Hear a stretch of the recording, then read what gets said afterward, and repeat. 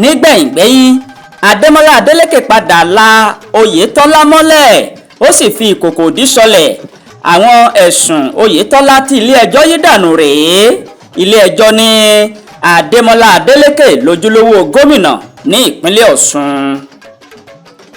Ilé-ẹjọ́ gíga jùlọ tó kalẹ̀ sí ìlú Àbújá lónìí wọ́n ti gbé ìdájọ́ kalẹ̀ tí wọ́n sì sọ wípé gómìnà Ademọle Adeleke ní ojúlówó gómìnà tó jáwé olúborí níbi ìbò tó wáyé ní ìpínlẹ̀ Ọ̀ṣun ọ̀hún, wípé kí gómìnà Ademọle Adeleke kó máa ṣe ìjọba lọ.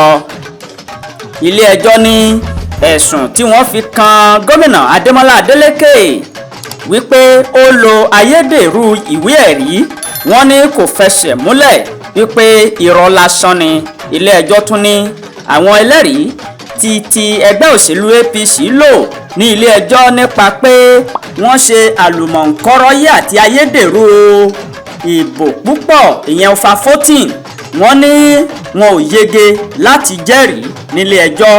Bákan náà ilé-ẹjọ́ tún fàfọ̀mọ́ ìdájọ́ tí ilé-ẹjọ́ kòtẹ́milọ́rùn dá láti yí ohun tí ìgbìmọ̀ tó ń rí sí awuyewuye nípa ètò ìdìbò, ìyẹn election tribunal gómìnà tí wọ́n dá ní ìlú Òṣogbo.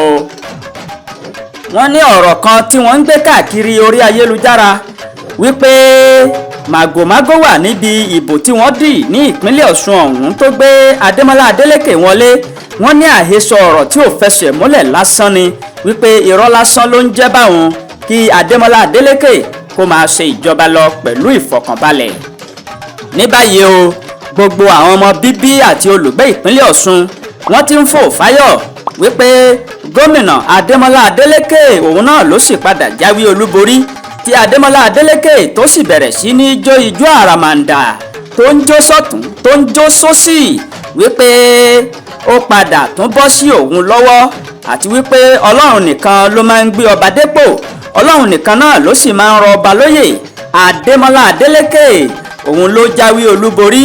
Ẹ̀yin ènìyàn, bó ṣe lọ nù o. Bí wọ́n bá ń wo ìkànnì yìí fún ìgbà àkọ́kọ́, ẹ má gbàgbé láti bá wa subscribe.